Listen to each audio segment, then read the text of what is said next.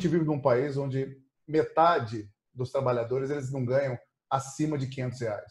As pessoas conseguem sobreviver com isso. Aliás, nem sobrevivem direito, né? Então a gente parece que pensa o Brasil para 1% da população. É bom falar dessa forma, porque às vezes as pessoas não entendem. Eu vejo muitas vezes colegas querendo propor um debate, mesmo que o debate de opinião, ele não invalida você poder fazê-lo. Obviamente que a fundamentação é importante. Então os dados estão aí, né? O Brasil é um país extremamente desigual. Isso é fato. Agora, eu lhe pergunto, como explicar então, Léo, como é que a gente explica, diante de um cenário de tamanha desigualdade, como a gente explica o avanço de um pensamento neoliberal, de um pensamento conservador, de um pensamento que parece que é só no Brasil que existe, né? Liberal na economia e conservador nos costumes. Como entender isso num país como o nosso? Bom, eu vou entrar aqui em alguns dados que eu tenho, né, da pesquisa que eu venho fazendo. A pesquisa que eu venho fazendo é uma pesquisa que se pretende ser histórica, né? Então, eu analiso historicamente o conservadorismo, inclusive procurando classificar, né, alguns comportamentos típicos do movimento conservador ao longo da história brasileira. E aí isso é importante a gente ter em mente, né? Uma coisa é ser conservador, comportamento individualmente, outra coisa é ser conservador como movimento político. Conservador como movimento político, o movimento político conservador, ele sempre existiu, né? Desde o Brasil Império, né? Não porque existiam um agrupamento que de fato chamava-se conservador, mas não é só isso, né? Mas o conservador é aquele grupo social, aquele indivíduo que tem por objetivo conservar as instituições existentes, né? Parece uma coisa muito simples, mas eu acho que é uma coisa importante.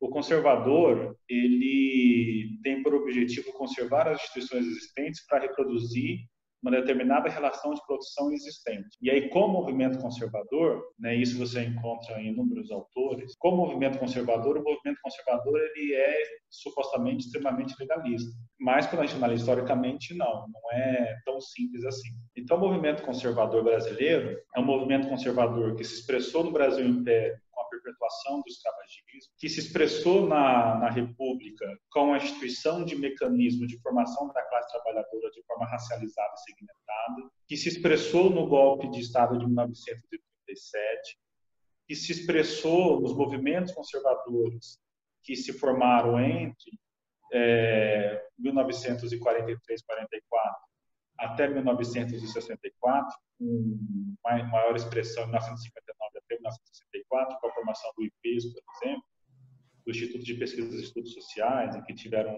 grandes nomes, né? Júlio de Mesquita, do Estadão, generais, etc., Raquel de Queiroz, enfim, né? Se expressou na ditadura militar. E aí o que eu venho tratando é basicamente o seguinte, né? Existe um padrão. Sempre que há, por algum motivo, uma dada conjuntura que induz a redução da desigualdade econômica no Brasil, como aconteceu de 1955 a 1963, né?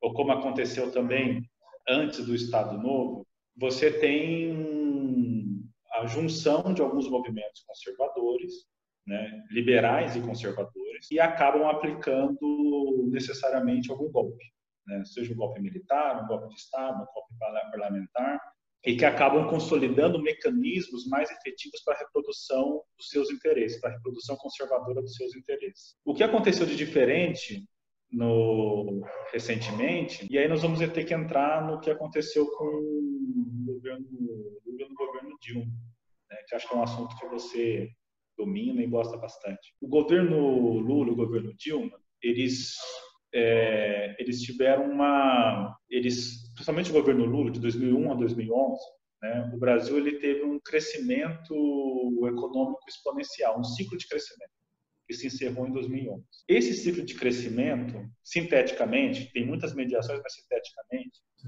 acabou fazendo com que o Brasil se tornasse um grande exportador de commodities, porque o preço das commodities estava muito alto até 2010, 2011, Então, o Brasil ele sai de uma economia que estava em desnacionalização e desindustrialização e aprofunda esse processo porque sai como saldo a burguesia ligada ao agronegócio, na produção de soja, né, petróleo e minério de ferro, né, que são os três grandes produtos ali da balança comercial que vão vender prioritariamente para a China. E aí a China acaba assumindo boa parte da balança comercial brasileira, digamos assim. Ela se torna grande importadora, né, para nós, né, ela exporta, né, para nós os manufaturados e nós exportamos as commodities. Então, nos países que conseguiram aplicar processo de desenvolvimento, a China passou por isso, Coreia do Sul, Japão, você tem um grande ciclo de crescimento e você pega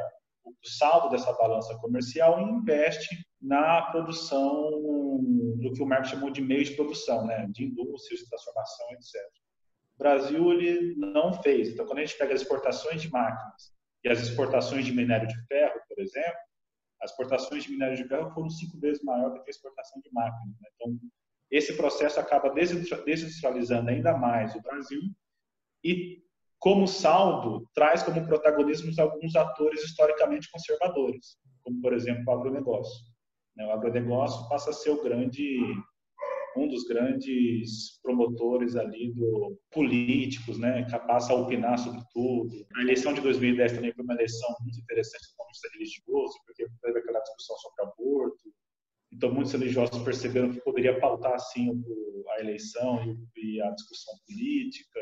Mas o fato é que em 2011, 2012, o Brasil ele acaba esse ciclo de crescimento e ele entra numa crise econômica, de fato, né? Então, não adianta nem transferir a crise econômica para o Temer. Sim. A crise econômica se inicia em 2012. É só pegar, os dados, eles são muito claros, né? O que acaba gerando ali a insatisfação em 2013, né? No final de junho de 2013. Então, você tem uma crise econômica e, ao mesmo tempo, você teve uma introdução ideológica ou de preceitos ideológicos muito ruins para a classe trabalhadora. Nós podemos dizer que o que educou a classe trabalhadora nesses anos todos foi a ideologia do consumismo, né, de você conseguir a cidadania por meio do consumo e do crédito, por um lado, e foi uma política anticíclica interessante do governo Lula em 2008, 2009, em função do estouro da bolha imobiliária nos Estados Unidos. Uhum. Mas também ele fomentou, né, isso para quem trabalha no Instituto Federal é muito, muito claro, ele fomentou o que eu chamo aqui da ideologia do empreendedorismo. Uhum. Então, é como se nós educássemos os trabalhadores a não serem trabalhadores, o Marx chamava de pequeno patrão. Uhum. Né? Só que, enfim, boa parte das pessoas, de fato, abandonam, né, os seus empregos, tentam fazer o seu negócio, tentam enriquecer, tentam não ser trabalhadores. Só que em 2001, 2011, 2012, 2013 a realidade vem, né? A crise econômica vem e quando a crise econômica vem, você não pode fazer uma política para todos, né? Mesmo que uma grande parte dos recursos sejam para os banqueiros e uma migalha para os trabalhadores, mas mesmo assim a migalha passa a atrapalhar, né? E aí os grupos conservadores ali cobraram a fatura. E o fato é que nós passamos 10, 15 anos, desde o neoliberalismo, acho que isso o neoliberalismo é muito competente, ele de fato, ele ganhou mentes e corações. Então, de fato, os trabalhadores não se veem como trabalhadores. E boa parte daquelas pessoas que faliram, e aí tem algumas pesquisas qualitativas que demonstram isso, mas boa parte daqueles trabalhadores que faliram, eles responsabilizam muito, por exemplo, os encargos trabalhistas. Então, esses trabalhadores Sim. que faliram em 2012, 2013, eles vão apoiar, né, diretamente ou indiretamente a reforma trabalhista em 2017. Então não é nada é sem querer, né? Nada é um acaso, é um ocaso. Assim, né? Então, sinteticamente, acho que a gente vai entrar agora nos detalhes, mas sinteticamente os trabalhadores fizeram uma inflexão conservadora, porque do ponto de vista comportamental, de fato, há uma aproximação com o movimento conservador. Mas há também um processo que se inicia do governo Henrique Cardoso e que tem um aprofundamento e uma intensificação gigantesca no governo Lula, principalmente, de que os trabalhadores deveriam assumir a cidadania por meio do consumo do crédito e sendo o que o Marx chamava de pequeno patrão. Mas se alguém se propor a ler ali o Marx na Acumulação Primitiva, ele diz lá que os pequenos patrões não são burgueses, são os primeiros a voltarem a ser trabalhadores. Foi assim que aconteceu na Inglaterra e assim que aconteceu no Brasil.